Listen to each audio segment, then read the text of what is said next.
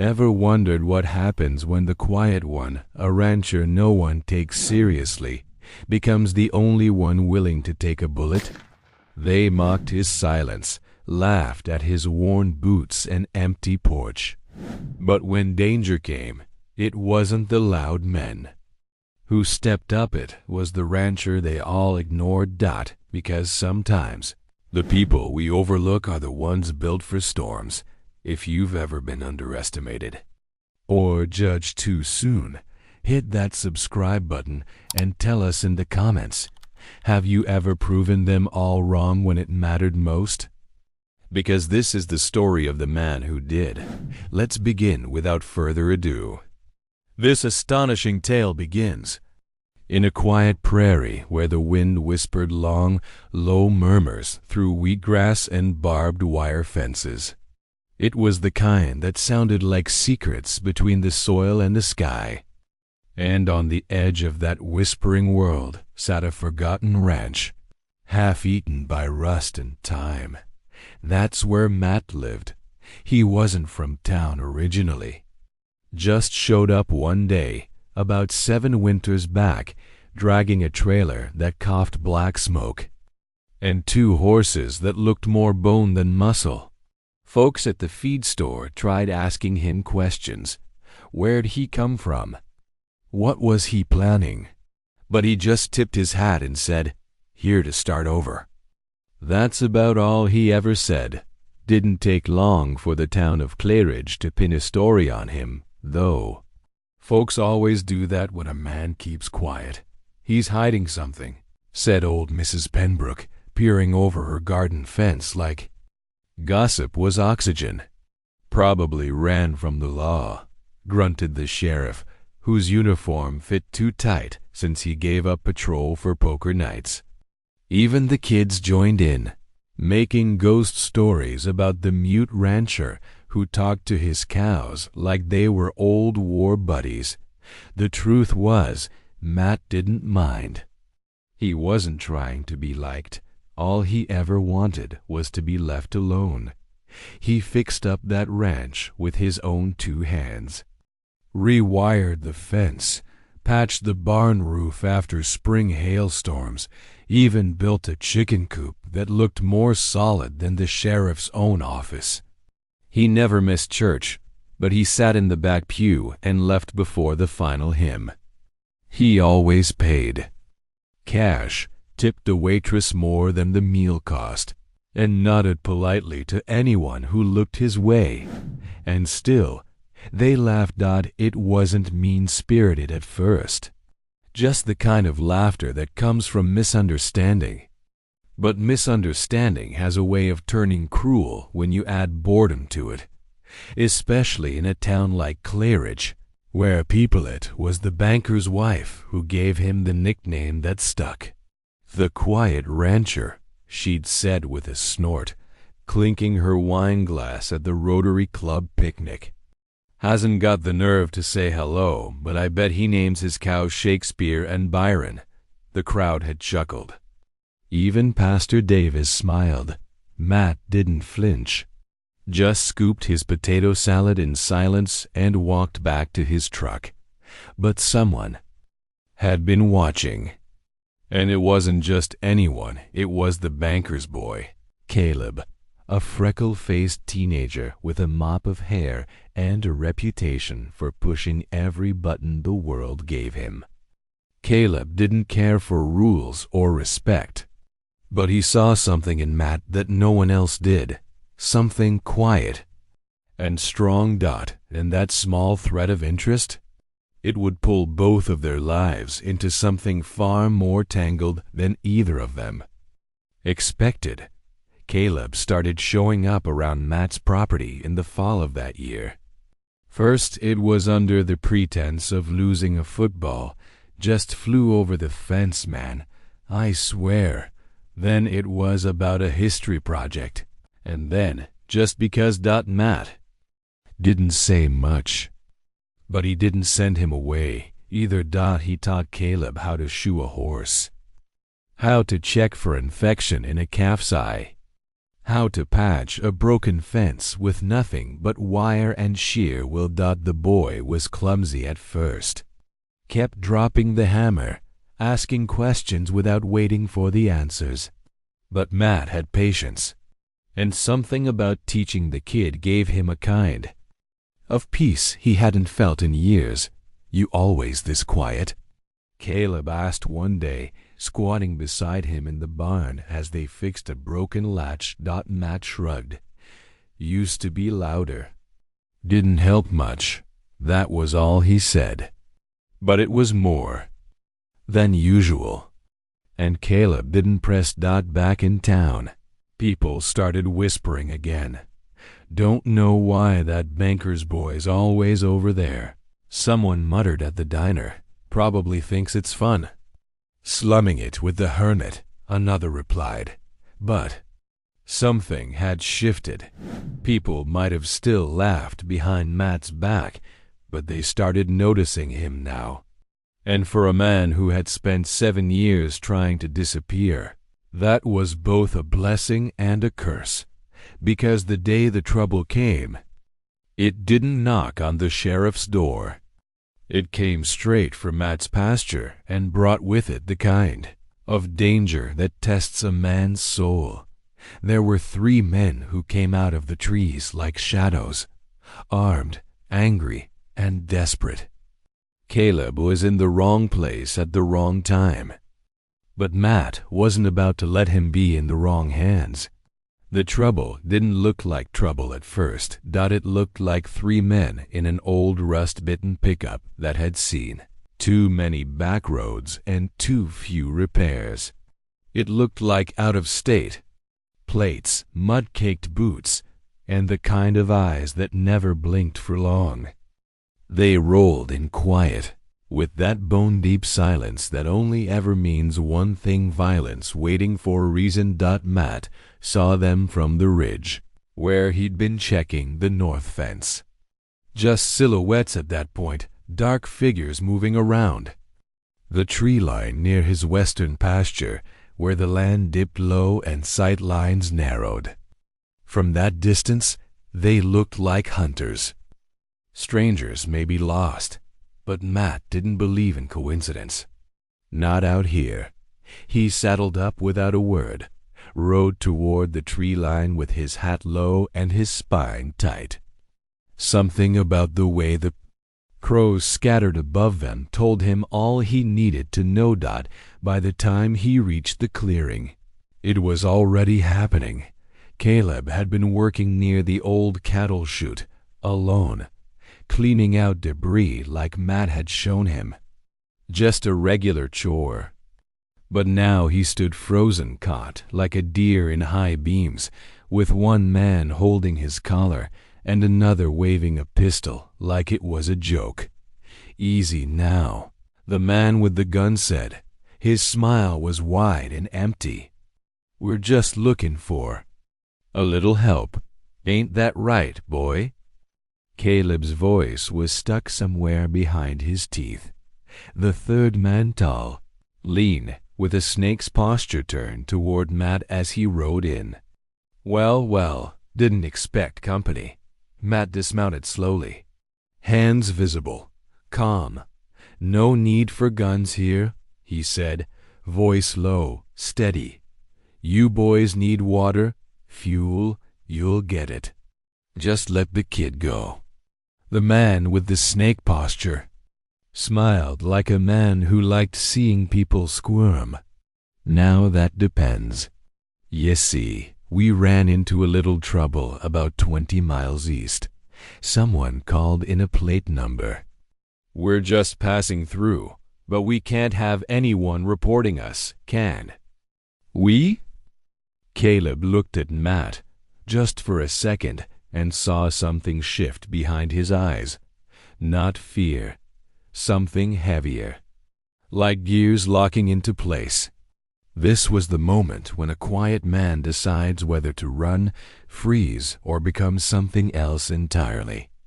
And what Matt did next would echo through that town for years. "I don't have a phone," Matt said, still calm but constantly assessing the situation. "I don't call anyone." The man with the pistol laughed. "That a fact? Well, maybe we ought to check your place just to be sure." Matt nodded once. "Fine, but he stays here." The man holding Caleb tightened his grip and said, "I dunno, boss. Kid might be trouble." "He's a kid," Matt replied. "You want to waste time on a kid?" That's when the snake-shaped one turned his head, signaling something too fast to follow. And just like that, Caleb was shoved to the ground, and the pistol was pointed at Matt's chest. Or maybe, the leader said, grinning, "We make sure no one follows us once we're gone." Matt moved without thinking, not forward, not back. Sideways, a half step and a lunge, fast enough to throw the man's aim off, but not fast enough to stop the crack of the gun. The bullet found him, ripped through the edge of his ribs. Like fire on dry brush, he hit the ground hard, but not before dragging Caleb behind the water trough, shielding the boy with his own body like instinct had replaced hesitation. "Run!" Matt screamed, the only time he'd ever raised his voice. Loud enough for the hills to echo, and Caleb, with a pale face and shaking hands, ran like hell.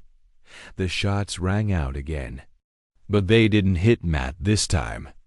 The strangers were too disoriented, too surprised by how fast things had unraveled. One of them cursed loud, sprinting toward the truck. Another tried to follow Caleb, but Matt, bleeding and half-dazed, reached out and tripped him by the ankle. The man crashed to the dirt, cursing, scrambling to get up. But by then, bless Claridge's spotty cell towers, Caleb had reached the main road. And help was already coming. The sheriff arrived with 2 deputies and his stomach hanging over his belt like always, but for once he didn't laugh. Not when he saw Matt on the ground, soaked in blood but conscious. Not when he saw the kid, wild-eyed and out of breath, clutching his side like his heart might break out of it. They arrested the men, called in the paramedics, and loaded Matt onto a stretcher with care no one had shown him in years. Caleb refused to leave his side.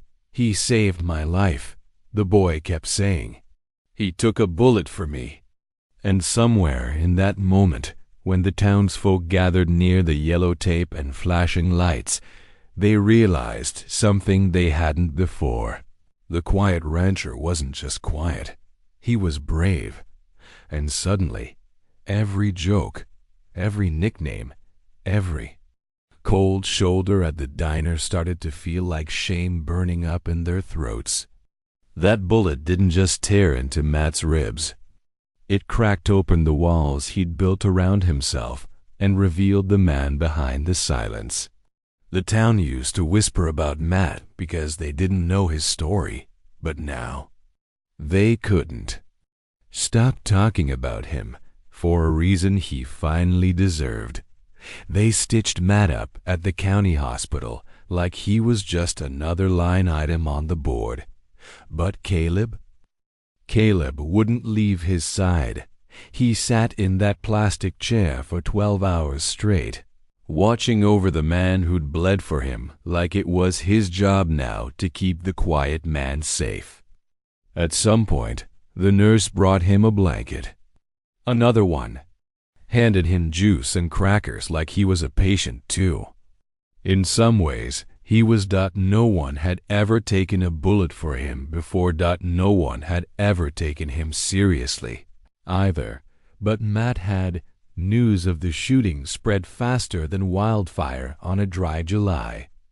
The diner had a photo of Matt taped to the register with a sign underneath, "Our hero first round of coffees on the house." And for the first time in years, Claridge wasn't laughing at Matt Reynolds, They were wondering how they'd ever gotten him so wrong. But the town's memory is short, and rumors run long, because 3 days after the shooting, Sheriff Boone showed up at the ranch with something heavier than questions. He brought a file, brown, thick, with a rubber band around it, like it had been waiting a long time to be opened. "Matt," the sheriff said, stepping inside the cabin like it was a confessional. "I got a call from a Fed up in Montana. Said there was a file I needed to see about you." Matt didn't flinch. He didn't even reach for the coffee mug cooling on the table. He just said, "I figured it would catch up eventually." Boone sat down across from him. The silence between them was thick enough to slice. "You want to tell me what this is?" the sheriff asked, flipping the file open. Inside were photographs, articles, a mugshot from nearly a decade ago, rougher face, longer hair, blood on the collar. "Name was Matthew Brandt back then," Boone said, "not Reynolds. Worked in cattle. Out in Butte. Got into something ugly." Matt stared out the window, jaw clenched like it had been wired shut. "I didn't kill anybody," he said finally. "But I didn't stop what needed stopping either." What did Matt mean by that? Well, the truth about his past was darker than anyone in Claridge could have imagined. And now that it was out, everything he'd built, including Caleb's trust, was hanging by a thread. It had started, he explained, with a ranching syndicate. Big money, dirty deals. A crooked foreman with too many secrets and a temper like kerosene. Matt had seen things, had kept his head down too long. The man running that operation had gone missing one night, and though the law never pinned it on anyone, they dragged Matt in for questioning and kept him in the system like a ghost that wouldn't vanish. They couldn't prove I had anything to do with it, Matt said, but that it didn't stop the town from turning on me. I left with what I could carry. And the name change? Boone asked. Matt looked him square in the eye. I didn't come here to hide. I came to start over. Boone closed the file. Slowly. You did a hell of a job starting over, he said, then stood up. But you should know it won't stay quiet now. Once the banker hears, once the mayor gets wind of this, things could change. The sheriff was right.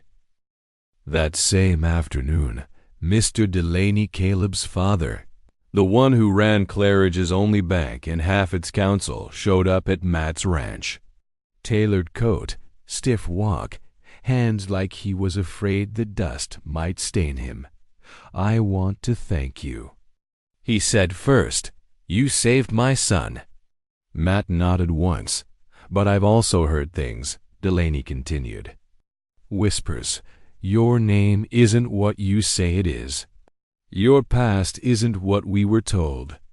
I can't have my son near that kind of danger. Matt didn't argue. Just let the man talk. He's young. Impressionable, Delaney added. He sees you as something you're not. And I think it's best he doesn't come around here anymore. Caleb overheard it all. He'd come to help feed the horses. Walked into the barn in time to hear his father say, He's not your hero, son. He's just a man who ran from his past. Caleb didn't shout or cry. He just turned around and left. That night, Matt sat on the porch, the firelight from the house flickering across his boots, and wondered if it was all crumbling again. If maybe the folks of Claridge never would know how to love a man like him, not unless he bled for them every week. But just before midnight, a knock came at the door. It wasn't Caleb. It was Miss Ruthie May, the diner owner who once called him Mool. Man, under her breath, she stood there with a tray in hand, covered in foil and wrapped tight with twine. "You still like stew?" she asked. Matt blinked. "Ma'am? You were bleeding last week. Didn't think you should cook," she said, brushing past him and setting the tray down. "Heard about your past. Doesn't change what you did for Caleb." She looked him in the eye, softer now. Town has a long memory for jokes, but it's got a longer one for bravery. The next day, Caleb came back. He was finally ready to talk and listen to a man who had saved his life. "You could have let them hurt me," he said quietly. "You could have just kept your head down." Matt nodded. "I thought about it." Caleb laughed dry and broken. "But you didn't." "I've made mistakes, Caleb, ones I can't undo. But I don't run from them anymore." Caleb sat down beside him on the porch. "My dad thinks you're dangerous," he said. "But I've met dangerous. You're not it. You're just tired."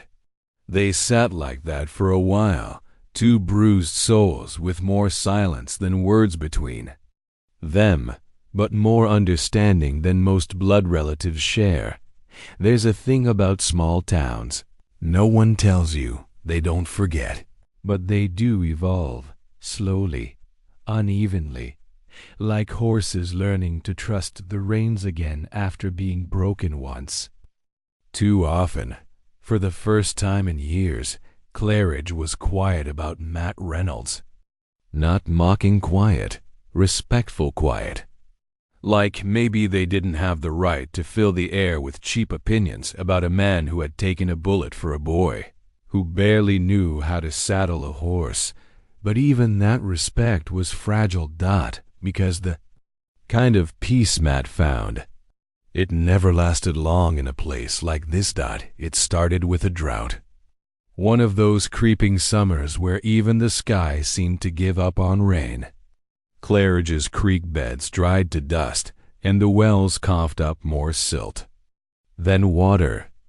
Ranchers began hauling barrels from neighboring towns, while others just sold what cattle they could before the heat burned them out of business.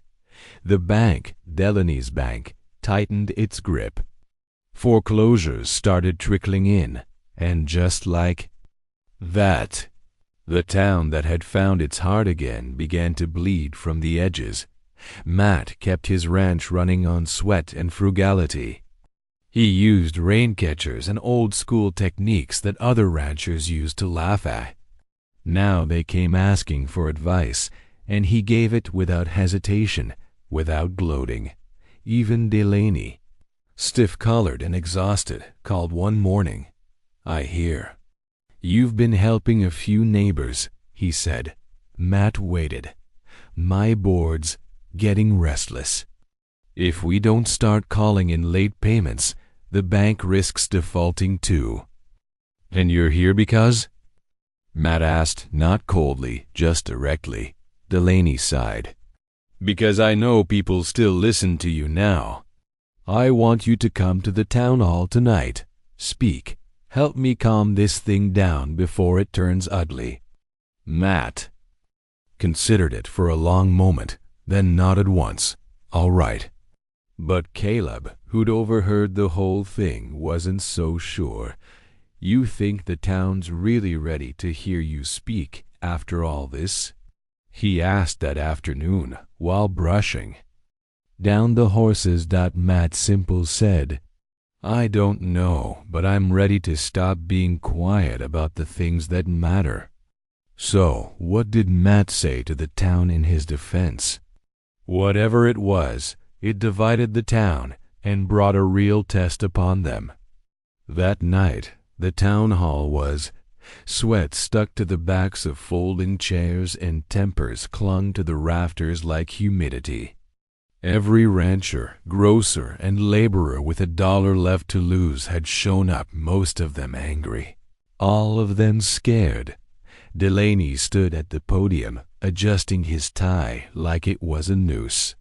"Folks," he began, voice shaking slightly, "we're here because the drought's taken more than our crops. It's tested our finances, our patience, and our future. The bank has decisions to make, but we're open to solutions." Murmurs, then louder voices. "Solutions like taking our land? What about families who've been here for generations?" "You call that help?" Delaney raised his hands, palms out. "We're not here to fight," but the crowd wasn't hearing him anymore until Matt stood up. No spotlight.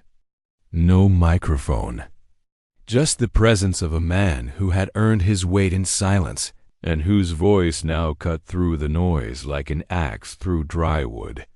"I spent most of my life thinking keeping quiet was the best way to stay safe," he said. "Don't cause trouble, don't stir the pot, just keep your head down and work hard." People turned. Eyes found him. "But I've learned something out here. This land doesn't reward silence. It doesn't care about what's polite. It listens to sweat, to sacrifice, and sometimes to truth spoken at the right time." He looked around the room, slow and steady. "I know what it feels like to be cast out.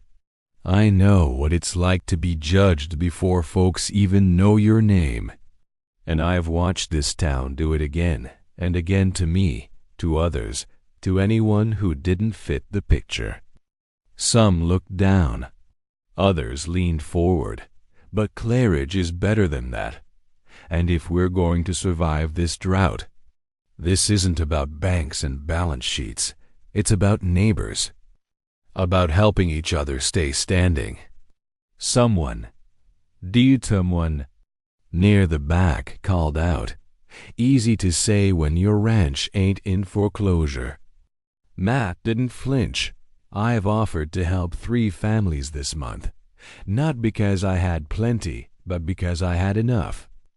I didn't wait for the town to decide if I was good enough first." A hush fell.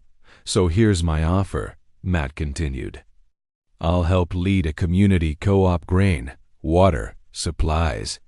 I'll open my ranch for shared storage and distribution. No profit.